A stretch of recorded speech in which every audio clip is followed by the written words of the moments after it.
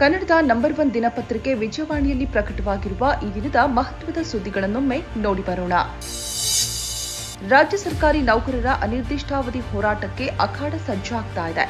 7ನೇ ವೇತನ ಆಯೋಗದ ಶಿಫಾರಸಿನ ಅನುಷ್ಠಾನಕ್ಕೆ ಕಳೆದ 19 ತಿಂಗಳಿನಿಂದ ಕಾದು ಸುಸ್ತಾಗಿರುವ ಸರ್ಕಾರಿ ಸಿಬ್ಬಂದಿ ತಮ್ಮ ಹೋರಾಟವನ್ನು ನಿರ್ಣಾಯಕ ಘಟ್ಟಕ್ಕೆ ಕೊಂಡೊಯ್ಯಲು ಉದ್ದೇಶಿಸಿದ್ದಾರೆ. ಜುಲೈ ಅಂತ್ಯದೊಳಗೆ ಬೇಡಿಕೆ ಈಡೇರದಿದ್ದರೆ ಕೆಲಸಕ್ಕೆ ಗೈರು ಹಾಜರಾಗುವ ಮೂಲಕ ಅಸಹಾಯಕರ ಚಳವಳಿ ಆರಂಭಿಸಲು ತೀರ್ಮಾನಿಸಿದ್ದಾರೆ. ಈ ಸುದ್ದಿಗೆ ಮುಖಪುಟ ನೋಡಿ. ಪಂಚ ಗ್ಯಾರಂಟಿ ಯೋಜನೆಯನ್ನ ಪರಿಷ್ಕರಿಸಬೇಕು, ಇಲ್ಲದಿದ್ದರೆ ನಮಗೆ ಉಳಿಗಾಲವಿಲ್ಲ ಎಂಬ ಕೂಗು ಆಡಳಿತಾರೂಢ ಪಕ್ಷದ ಶಾಸಕರಿಂದ ಕೇಳಿ ಬರ್ತಾ ಇರುವ ಹೊತ್ತಲ್ಲಿ ಸರ್ಕಾರದ ಆರ್ಥಿಕ ಪರಿಸ್ಥಿತಿ ಬಗ್ಗೆಯೂ ಚರ್ಚೆ ಶುರುವಾಗಿದೆ. ಇತ್ತೀಚಿನ ಕೆಲವು ಬೆಳವಣಿಗೆಗಳು ಹಾಗೂ ತೀರ್ಮಾನಗಳು ಇಂತಹದೊಂದು ಚರ್ಚೆ ಹುಟ್ಟುಹಾಕಿದೆ. ಆರ್ಥಿಕ ಪರಿಸ್ಥಿತಿ ನಿಭಾಯಿಸುವುದು ಅಷ್ಟು ಸಲೀಸಲ್ಲ ಎಂಬ ಅಭಿಪ್ರಾಯ ಅಧಿಕಾರಿಗಳ ವಲಯದಲ್ಲೂ ಕೂಡ ಇದೆ. ಈ ಕುರಿತ ವರದಿ ಕೂಡ ಮುಖಪುಟದಲ್ಲಿದೆ. ರಾಜ್ಯದಲ್ಲಿ ಡೆಂಗಿ ದಾಂಗುಡಿ ಮುಂದುವರೆದಿದೆ.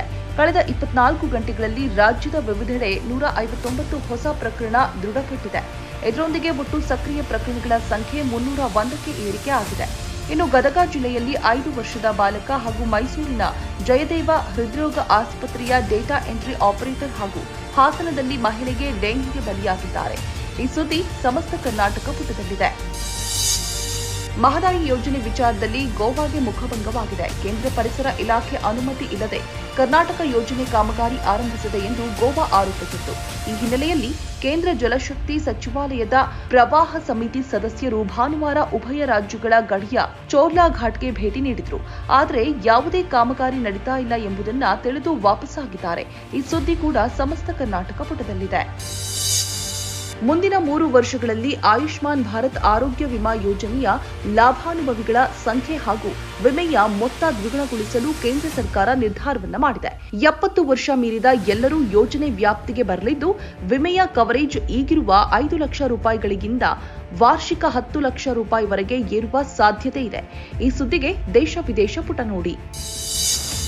ಆದಾಯ ತೆರಿಗೆ ರಿಟರ್ನ್ಸ್ ಸಲ್ಲಿಕೆಗೆ ಗಡುವು ಸಮೀಪಿಸಿದ್ದು, ಜುಲೈ 31 ಕೊನೆಯ ದಿನವಾಗಿದೆ. ಇತ್ತೀಚಿನ ದಿನಗಳಲ್ಲಿ ಪ್ರಕ್ರಿಯೆ ಸರಳಗೊಳಿಸಲಾಗಿದ್ದು, ತೆರಿಗೆದಾರರೇ ಇಲಾಖೆಯ ವೆಬ್ಸೈಟ್ಗೆ ಲಾಗಿನ್ ಆಗಿ ಐಟಿ ರಿಟರ್ನ್ಸ್ ಸಲ್ಲಿಸಬಹುದಾಗಿದೆ. ಇನ್ನು ಐಟಿ ರಿಟರ್ನ್ಸ್ ಗಡುವು ಮೀರಿದ್ರೆ ಎಷ್ಟು ದಂಡ ಬೀಳಲಿದೆ, ಅದನ್ನ ಹೇಗೆ ಪಾವತಿಸಬೇಕು ಎಂಬ ಡೀಟೇಲ್ ವರದಿಗೆ ಮನೆ ಮಾತು ನೋಡಿ. ಮುಂದಿನ ಪೀಳಿಗೆಗೆ ಪ್ರಕೃತಿ ಸಂಪತ್ತನ್ನ ಉಳಿಸಲೇಬೇಕಾದ ಅನಿವಾರ್ಯತೆ ಸೃಷ್ಟಿಯಾಗಿದೆ. ಹೀಗಾಗಿ ಅಗತ್ಯ ಸಂಪನ್ಮೂಲ ಕ್ರೋಢೀಕರಣದ ದೊಡ್ಡ ಸವಾಲು ರಾಜ್ಯ ಸರ್ಕಾರಕ್ಕೆ ಎದುರಾಗಿದೆ. ಹವಾಮಾನ ಬದಲಾವಣೆಯ ಪರಿಣಾಮಗಳನ್ನು ತಡೆಗಟ್ಟಲು ಯೋಜನೆಗಳನ್ನು ರೂಪಿಸುವ ಅನಿವಾರ್ಯತೆ ಕೂಡ ಇದೆ. ಕ್ರಿಯಾ ಯೋಜನೆ ಜಾರಿಗೆ 2030ರ ವೇಳೆಗೆ 52,827 ಕೋಟಿ ರೂಪಾಯಿಗಳ ಅಗತ್ಯವಿದೆ. ಈ ಕುರಿತ ವಿಶೇಷ ಲೇಖನಕ್ಕೆ ವಿತ್ತವಾಣಿ ನೋಡಿ. ಪ್ರಧಾನಿ ನರೇಂದ್ರ ಮೋದಿ ಸೋಮವಾರ ರಷ್ಯಾಗೆ ಪ್ರಯಾಣ ಬೆಳೆಸಲಿದ್ದಾರೆ. 2 ದಿನದ ಪ್ರವಾಸದ ವೇಳೆ ಉಭಯ ರಾಷ್ಟ್ರಗಳ ನಡುವೆ ಮಹತ್ವದ ಒಪ್ಪಂದ ಏರ್ಪಡುವ ಸಾಧ್ಯತೆ ಇದೆ. ಇದು 3ನೇ ಬಾರಿ ಪ್ರಧಾನಿಯಾದ ನಂತರ ಮೋದಿ ಅವರ ಮೊದಲ ಅಧಿಕೃತ ದ್ವಿಪಕ್ಷೀಯ ಭೇಟಿಯಾಗಿದೆ. ಈ ಮೊದಲು ಅವರು ಇಟಲಿಗೆ ಭೇಟಿಯನ್ನ ನೀಡಿದ್ರು. ಆದರೆ ರಷ್ಯಾ ಪ್ರವಾಸ ಅವರ 3ನೇ ಅವಧಿಯ ಮೊದಲ ಅಧಿಕೃತ ವಿದೇಶ ಭೇಟಿ ಆಗಿರಲಿದೆ. ಈ ಸುದ್ದಿ ದೇಶ ವಿದೇಶ ಪುಟದಲ್ಲಿದೆ. ಹಾಥ್ರಸ್ ಕಾಲ್ತುಳಿತ ದುರಂತ ಪ್ರಕರಣಕ್ಕೆ ಹೊಸ ಟ್ವಿಸ್ಟ್ ಸಿಕ್ಕಿದೆ. ಭೋಲೆ ಬಾಬಾ ನೇತೃತ್ವದಲ್ಲಿ ನಡೆದ ಸತ್ಸಂಗದಲ್ಲಿ ಕಾಲ್ತುಳಿತ ಸಂಭವಿಸಲು ಕೆಲ ದುಷ್ಕರ್ಮಿಗಳ ಷಡ್ಯಂತ್ರ ಕಾರಣ ಎಂದು ಬಾಬಾ ಪರ ವಕೀಲ ಎಪಿ ಸಿಂಗ್ ಆರೋಪವನ್ನು ಮಾಡಿದ್ದಾರೆ. ಬಾಬಾರ ಜನಪ್ರಿಯತೆ ಸಹಿಸಲು ಸಾಧ್ಯವಾಗದೆ ಕೆಲವರು ದುಷ್ಕೃತ್ಯ ಎಸಗಿದ್ದಾರೆ. ಸತ್ಸಂಗದ ವೇಳೆ ಕೆಲವರು ವಿಷಾನೀಲ ಹೊಂದಿದ್ದ ಕಂಟೈನರ್ಗಳನ್ನು ತಂದಿದ್ದಾರೆ, ಬಾಂಬ್ ಸಿಡಿಸಿದ್ದಾರೆ. ಈ ಸುದ್ದಿಗೆ ದೇಶ ವಿದೇಶ ಪುಟ ನೋಡಿ. ಮೊದಲ ಟಿ20 ಪಂದ್ಯದ ಸೋಲಿಗೆ ಭಾರತದ ಯುವ ತಂಡ 2ನೇ ಪಂದ್ಯದಲ್ಲಿ ದಿಟ್ಟ ತಿರುಗೇಟನ್ನು ನೀಡಿದೆ. ಪಂಜಾಬ್ನ ಯುವ ಎಡಗೈ ಆರಂಭಿಕ ಅಭಿಷೇಕ್ ಶರ್ಮಾ ಬಿರುಸಿನ ಶತಕದೊಂದಿಗೆ ಭಾರತ ತಂಡ 2ನೇ ಟಿ20 ಪಂದ್ಯದಲ್ಲಿ ಆತಿಥೇಯ ಜಿಂಬಾಬ್ವೆ ವಿರುದ್ಧ ಭರ್ತಿ 100 ರನ್ಗಳಿಂದ ಭರ್ಜರಿ ಗೆಲುವನ್ನು ದಾಖಲಿಸಿತು. ಈ ಮೂಲಕ ಶುಭ್ಮನ್ ಗಿಲ್ ಬಳಗ 5 ಪಂದ್ಯಗಳ ಸರಣಿಯಲ್ಲಿ 1-1 ಸಮಬಲ ಸಾಧಿಸಿದೆ. ಈ ಸುದ್ದಿಗೆ ಕ್ರೀಡಾಪುಟ ನೋಡಿ. ಹಾಲಿ ರನ್ನರ್-ಅಪ್ ಇಂಗ್ಲೆಂಡ್ ತಂಡ ಪ್ರತಿಷ್ಠಿತ ಯೂರೋ ಕಪ್ ಫುಟ್ಬಾಲ್ ಟೂರ್ನಿಯಲ್ಲಿ ಸತತ 2ನೇ ಬಾರಿ ಸೆಮಿಫೈನಲ್ಗೆ ಏರಿದೆ.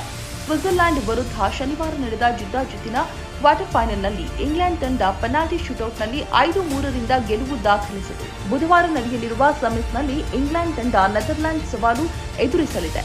ಈ ಸುದ್ದಿ ಕ್ರೀಡಾಪುಟದಲ್ಲಿದೆ. ವಜ್ರಕಾಯ ಚಿತ್ರದ ಮೂಲಕ ಬಣ್ಣದ ಲೋಕಕ್ಕೆ ಎಂಟ್ರಿ ಕೊಟ್ಟವರು ನಟಿ ನಭಾ ನಟೇಶ್. ಸ್ಯಾಂಡಲ್ವುಡ್ನಲ್ಲಿ ಅವಕಾಶ ಸಿಗುವ ಸಮಯದಲ್ಲಿಯೇ ನಟಿ ನಭಾ ಟಾಲಿವುಡ್ನಲ್ಲಿ ಅವಕಾಶ ಪಡೆದು ಮಿಂಚಿದ್ರು. ಸದ್ಯ ನಭಾ ನಟೇಶ್ ಅಶ್ವಿನಿ ರಾಮ್ ನಿರ್ದೇಶನದ ಡಾರ್ಲಿಂಗ್ ಚಿತ್ರದಲ್ಲಿ ನಟಿಸಿದ್ದಾರೆ. ಇದೊಂದು ಕೌಟುಂಬಿಕ ಹಾಸ್ಯ ಪ್ರಧಾನ ಚಿತ್ರವಾಗಿದ್ದು ಇದೇ ಜುಲೈ 19ರಂದು ಬಿಡುಗಡೆಯಾಗಲಿದೆ. ಈ ಸುದ್ದಿಗೆ ಉಲ್ಲಾಸ ನೋಡಿ.